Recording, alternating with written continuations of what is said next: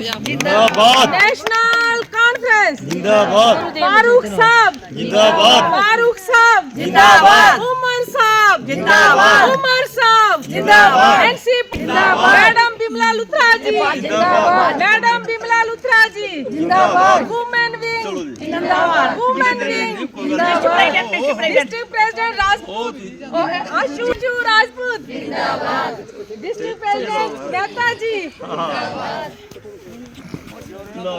National Conference जिंदाबाद National Conference जिंदाबाद National Conference जिंदाबाद डॉक्टर फारूक साहब जिंदाबाद डॉक्टर फारूक साहब जिंदाबाद मेहता साहब आओ जी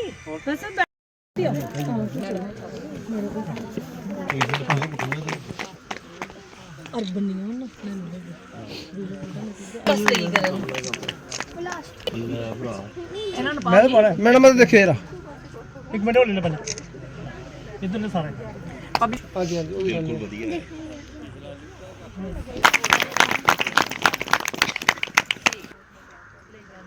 पिछो भी लोगों फोटो ये state vice president madam Bimla Luthra ji urban Jammu से हैं। आशु राजपूत जी ये हमारी पार्टी की रूरल की विंग की प्रेसिडेंट हैं। श्याम नारायण मेहता जी डिस्ट्रिक्ट प्रेसिडेंट रूरल। साथ में हरि सिंह जी ये हमारे एक दिन के लिए मैडम जी को बुलाया था, तो उसी की गाड़ी में इतनी ठंड में आप लोगों ने जहां आकर मैडम जी का जो सहयोग किया है इसके लिए आप सबको धन्यवाद। दूसरा अभी आप में से किसी नेशनल कॉन्फ्रेंस जिंदाबाद डॉक्टर फारूक अब्दुल्ला साहब जिंदाबाद डॉक्टर फारूक अब्दुल्ला साहब जिंदाबाद उमर साहब ये बड़ी बड़ी कुर्बानी नहीं है कि ये जी थोड़ी जम्मू कश्मीर है ये अगर शेख साहब चाहते तो पाकिस्तान कन्नै भी ले सकते हैं, लेकिन उन्हें कुर्बानी दी है साढ़े लोगों वास्ते। अज पाकिस्तान की क्या हालत है, रोटी खाने ही नहीं है। ये साढ़े को सानू सब तो बड़ी कुर्बानी ये दी है कि जम्मू कश्मीर का बिल उन्हें हिंदुस्तान कन्नै किया। सारे मेरे भरा फौजी जानते हैं, मैं बिल्कुल अनपढ़ बंदा, अगर मेरे को कोई गलती होगी तो उसकी मिगी माफ़ी दे देना। देखो बत्ती जी है बिजली साढ़े JNK पैदा हो रही है, तो साढ़े पड़ोसी मुल्क जोड़े ना ये पंजाब च फ्री बत्ती, वो जिधर होंगे इलैक्शन उधर बत्ती फ्री तो 200 यूनिट माफ। थोड़ा 2-2 महीने बाद बिल नहीं आवा क्या मेरी ये जेडे मैडम होंगे अज मैं दूसरी बार दर्शन किया मैडम जी मैं 18 साल की उम्र से NC कन्नै चलिया हाँ। ਜਿਹੜੀਆਂ ਮੇਰੀਆਂ ਭੈਣਾਂ ਧੀਆਂ ਮੇਰੀਆਂ आंगनबाड़ी च वर्कर हेल्पर लगी दियां 12वीं पास 10वीं पास कोई MA करी बैठी दी है, तनख्वाह कितनी है? साथी ने ये 9 साल च मेरा निक्का जा ग्रां आ, हर साल एक भर्ती होंदी सी। BJP का गुण गा दे बने ने BPL बड़े पेंशन का BPL कन्नै केह् मतलब है ये दसो मिगी। जिहदा BPL उसदी पेंशन जिहड़ा BPL नहीं उसदी पेंशन बंद है जां नहीं है, तो फिर ताड़ियां कहनी पैंदियां।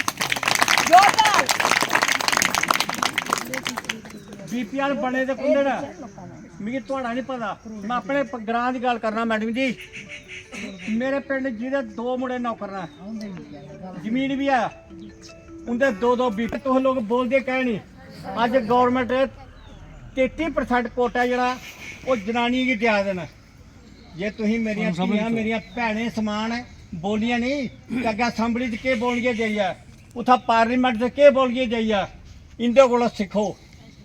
मैं मेरी धी समेंदा मैं धी आखना बच्चा आखना आशू गी पुच्छी लो फोन करना कभी बच्चा क्या हाल है। ये कुड़ी इन्नी नलायक है मैं इसकी कदर करना। तुहां लोकें टुट्टियै पेई जाना चाहिदा जित्थै जित्थै भी रिश्तेदारी आ। मैडम होनी ਤੇ ਜਟਾਈਆ ਭੇਜੋ था ਤੇ गर्दन भी था जियां मैं कर जाना।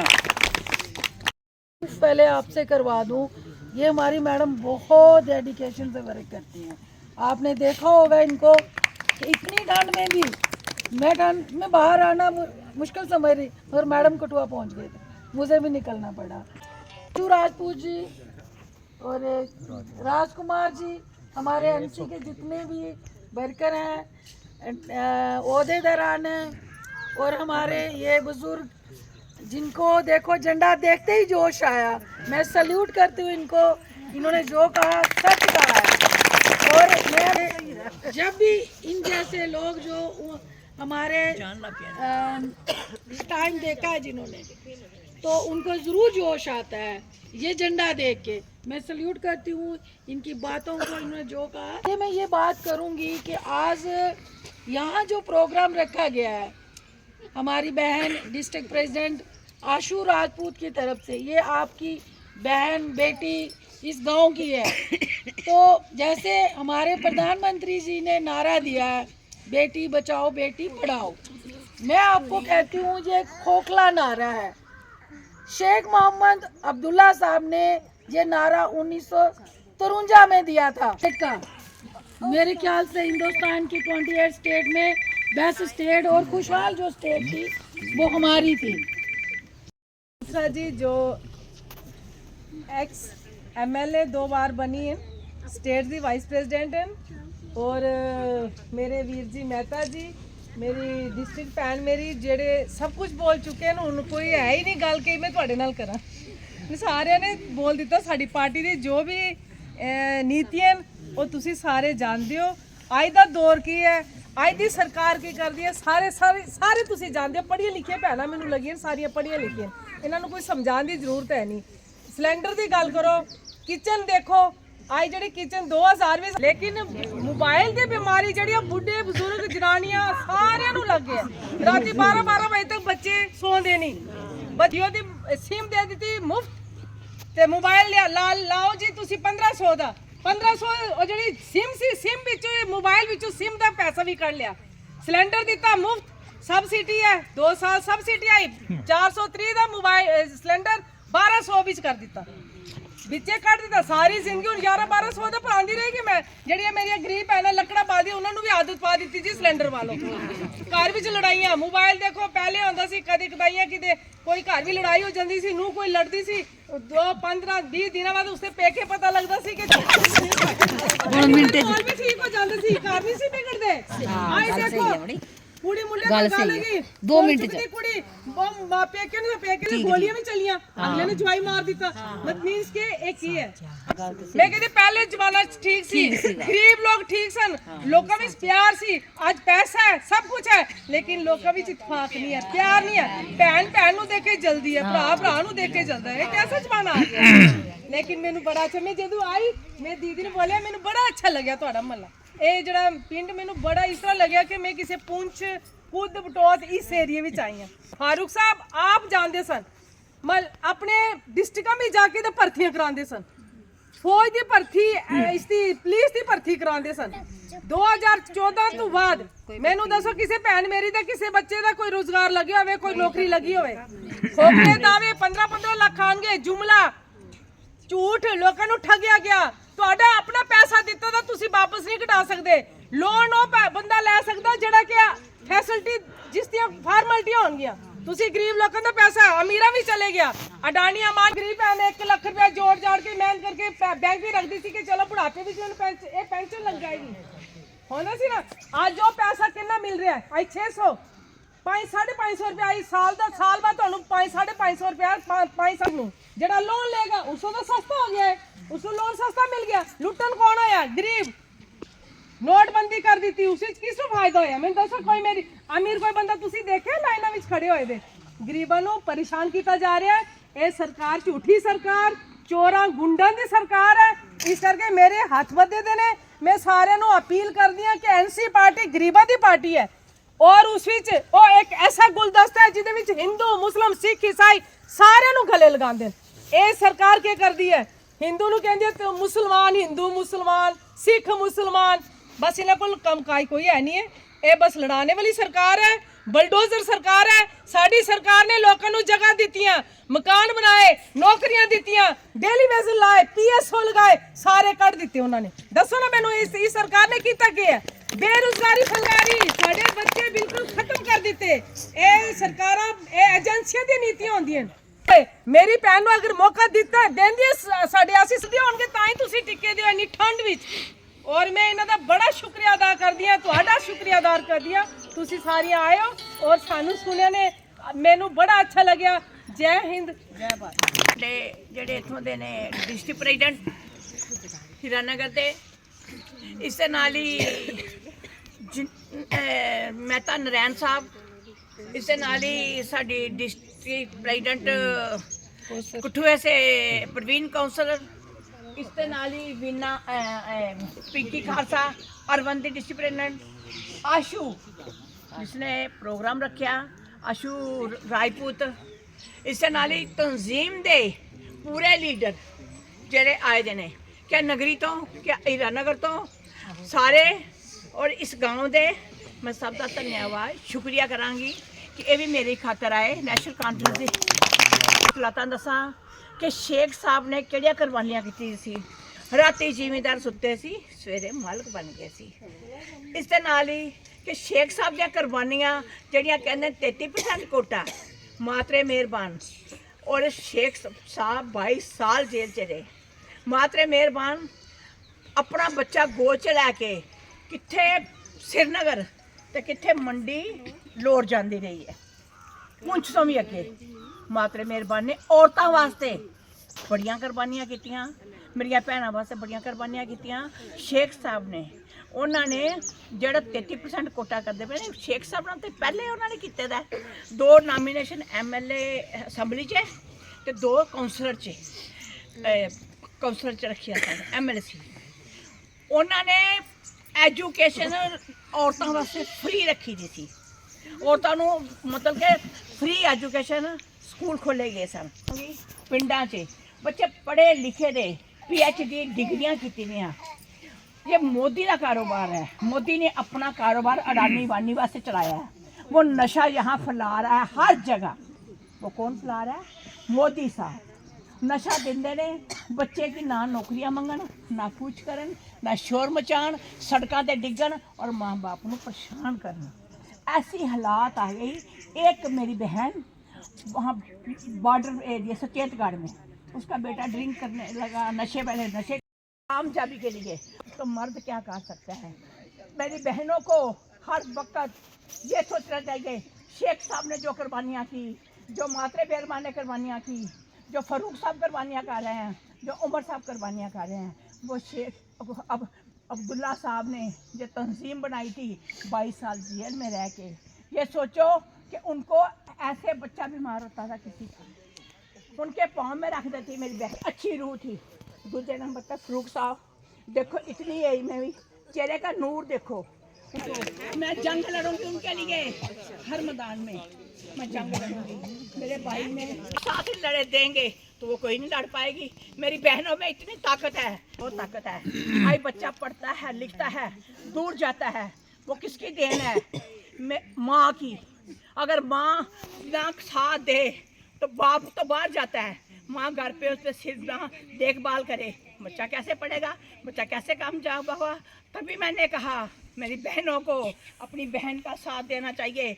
इसके साथ नेशनल कॉन्फ्रेंस का ये हल्का झंडा देखो, इस पर वोट लगाओ, इसको कामयाब करो। मगर अभी इलेक्शन नहीं है, फिर भी मैं कहूँगी जब तक आप अपने आप को मजबूत नहीं करेंगे तब तक कुछ नहीं हो पाएगा। अरवंडियां डिस्ट्रिक्ट प्रधान पिंकी खालसा जी, कठुआ डिस्ट्रिक्ट दियां अरवंडियां प्रधान साड़ियां बीना कौसर जी, और साड़ा डिस्ट्रिक्ट जेड़ा मतलब डिस्ट्रिक्ट मेन जेड़ा साड़ी पार्टी ने बनाए दा डिस्ट्रिक्ट है, उनके प्रधान साढ़े मेहता साहब पेरेंट वाडी दे, और उंदे कन्नै डिंगा ब्लाक दे साढ़े NC दे प्रधान हरि सिंह जी, और साढ़े एक डेडिकेट वर्कर ने जेड़े कि माला तो आए दे जसवंत सिंह जंभाल जी, और साढ़े नगरी तो आए दे जेड़े कि स्टेज सैकटरी का काम करा दे है राजकुमार जी और साढ़े एक अंकल जेह्ड़े कि जियां मैं चेयरमैन बनी दी, तुसें सारें गी पता ना मैं चेयरमैन बनी दी, इ'यां चेयरमैन बने दे हे अंकल। हून भी मतलब रिपीट कीते दा, तुसें शायद पता होना, एह् अंकल सोमराज नां ऐ इंदा। एह् साढ़े थुआढ़े सामने जोश कन्नै बोले ने, इंदा भी पता है। एह् साढ़े बड्डे भाई, अस इ'नें गलाने बड्डे भाई। एह् सौंथली दे न, ते जिसले सौंथली च कोई भी प्रोग्राम होए ना, ओह् ईस्ट वैस्ट नार्थ साउथ कुतै भी प्रोग्राम होए, कुसै भी पार्टी दा प्रोग्राम होए, साढ़े बड्डे भ्रा बिच नहीं ना बैठन, उन्हें ओह् प्रोग्राम मतलब शोभा नहीं दिंदा, असेंगी मज़ा नहीं आता। इंदा बड़ा योगदान होंदा ओह्दे च, आपूं ही आई जंदे, कोई बुलाए नहीं बुलाए कोई नहीं आंदा। में अपनी पार्टी कोलों सिक्खेआ, इंदे कोलों सिक्खेआ। जिले अगर तुहानू पता मैं ऑफिसें च किन्ना जन्नी आं, ठंड च भी बैठे और कुर्सियां भी लेंदी दियां, तां भी भुइयां भी बैठे, मिगी बड़ी खुशी होई और मैं थोड़ा तहे दिल कन्नै शुक्रिया अदा करनी आं। और आओ दो चार ये पक्की एनसी दी वर्करां बन गई हैं, पक्की एनसी दी वर्करां बन गई हैं। पक्का कर देता ना वोट ला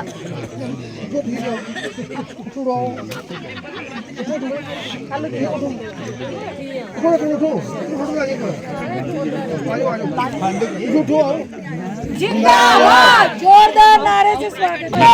कॉन्फ्रेंस जिंदाबाद, नेशनल कॉन्फ्रेंस जिंदाबाद, मैडम लुथरा जी जिंदाबाद,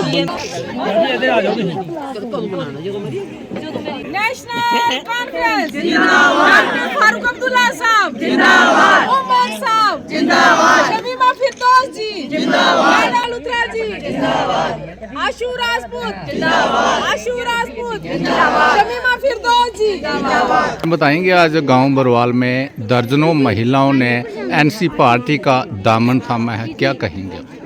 मैं इनके लिए पैगाम लाई हूँ, जो उमर साहब फारूक साहब हमारी तंजीम कहती है, गुप्ता साहब भी कहते हैं कि नेशनल कॉन्फ्रेंस ही एक जमात है जो औरतों की सुनाई करती है। जैसे कि शेख साहब ने औरतों को एजुकेशन फ्री दी थी, फ्री खुले स्कूल खुले जा रहे थे। जैसे कि मेरी बहनों को 2 नॉमिनेशन एमएलए 2 एमएलसी, ये मोदी साहब आज कह रहे हैं कि 33% कोटा, ये शेख साहब ने किया था सब कुछ औरतों के लिए। बहुत सी औरतों के लिए कुर्बानियाँ की, जो जिम्मेदार थे उनको रात को सोए दिन को माल का बना दिया। मोदी साहब ने क्या किया, जो बेचारे मेरी बहनें हैं उनके बच्चे PhD डिग्रियां की हुई, वो घर में बैठ गए नशे के शिकार हो गए। ये कौन लोग नशा डिवाइड कर रहा है? ये दलाल उनके ही हैं बेचने वाले। बच्चे नशे से शिकार होके घर माँ बाप को मारने के लिए तैयार है कि हमें पैसा दे दो।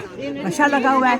दिल्ली वेजर जो बच्चे हैं आज तक पक्के नहीं कर रहे, वो कितने परेशान हैं, वो बेचारे रोज़ धरने देते हैं, कुछ नहीं किया। मैं ये पूछना चाहती हूँ मोदी साहब को, मोदी साहब आपने 33% कोटा दिया, ये शुक्रिया, थैंक यू आपका, मगर मुझे बताओ औरतों के लिए किया क्या है? उनके राशन तक तो बंद कर दिए, उनके सिलेंडर इतने महंगे कर दिए, सब कुछ पेंशनें उनकी बंद कर दी। किस बेस पे 33% कोटा दे रहे हो? जो शेख साहब की कुर्बानियाँ थी जो उन्होंने किया औरतों के लिए, एजुकेशन फ्री दी, नॉमिनेशन एमएलए एमएलसी दी, बहुत सी औरतों के लिए कुर्बानी की। आपने कौन सी कुर्बानी के लिए 33% दिया तो है, अच्छा है, हम इसका वेलकम करते हैं, मगर खूबी क्या दी है आपने इस पर? मैम किस तरह से देखते हैं कि एक लोकतांत्रिक देश भारत में जम्मू कश्मीर में अभी तक 2014 से लेकर अभी इलेक्शन ही नहीं हुआ है, क्या बात है? किस तरह देखते हैं आप कि जम्मू कश्मीर के लोगों के लिए क्या ये इनजस्टिस नहीं है? ये मोदी साहब डरते हैं, बीजेपी वाले डरते हैं कि नेशनल कॉन्फ्रेंस जीत जाएगी तो हम हार गए, बाहर की कंट्रियां क्या कहेंगी आपकी। तो आप तो कहते हैं जम्मू कश्मीर में बड़ी अमन शांति है, बहुत कुछ है, आज क्या हुआ जहां आप बीजेपी के लिए इतना काम किया, क्यों हार गए हो? क्या मैम एनसी पार्टी जो है इलेक्शन के लिए तैयार है? बिल्कुल, हर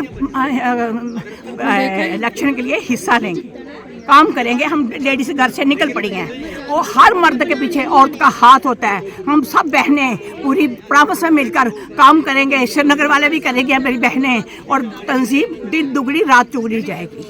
मैम भाजपा वाले कह रहे हैं कि 370 जो है संसार सृष्टि में कोई नहीं इसको द्वारा री इंस्टेट कर सकता है, क्या ये झूठ है, ये झूठ है। ये बाहर के जो आ रहे हैं बिहारी, उनके लिए बैंकों में नौकरियां, वो टमाटरों की रेडियां लगा रहे हैं, वो जो काम बाहर के हमारे लोग जिम्मेदारी में करते थे वो भी बंद कर दिया। बिल्डरों के साथ काम करते थे, रेत बजरी ईंट बाहर से आ रही है। जो वाइन शॉपें बंद की वो पंजाब के आगे हैं, वो पंजाबी वस के हैं इधर से आके। कौन सा उन्होंने नया काम किया? किस लिए इसे स्मार्ट सिटी कहते हैं? इसको स्मार्ट सिटी नशा फैला दिया, शराब घर घर में पहुँचा दी, ये उन्होंने किया है। पंजाब जो कुछ भी किया बाहर के बिहारियों के लिए किया। मैम JNK के लोग क्या अभी स्वतंत्र हैं? बिल्कुल बिल्कुल नहीं, बिल्कुल नहीं, वो दुखी हैं। हम मोदी अडानी अंबानी के गुलाम बन गए। गुलाम बन गए, उनके गुलाम बन के देंगे, आज़ादी देंगे। फरूख साहब जैसे आज़ाद रखते हैं हम वैसे आज़ाद रहेंगे, उमर साहब जैसे आज़ादी देते हैं ऐसे रहेंगे हम। मैडम अगर NC की गवर्नमेंट JNK में आ जाती है तो पार्टी की तरफ से धारा 370 के लिए क्या कदम उठाए जाएंगे? जो भी होगा दिन रात वो लगे हुए हैं, वो छोड़ेंगे नहीं, इस चीज़ को छीन के रहेंगे, हक अपना राइट लेके रहेंगे, हम भी साथ हैं।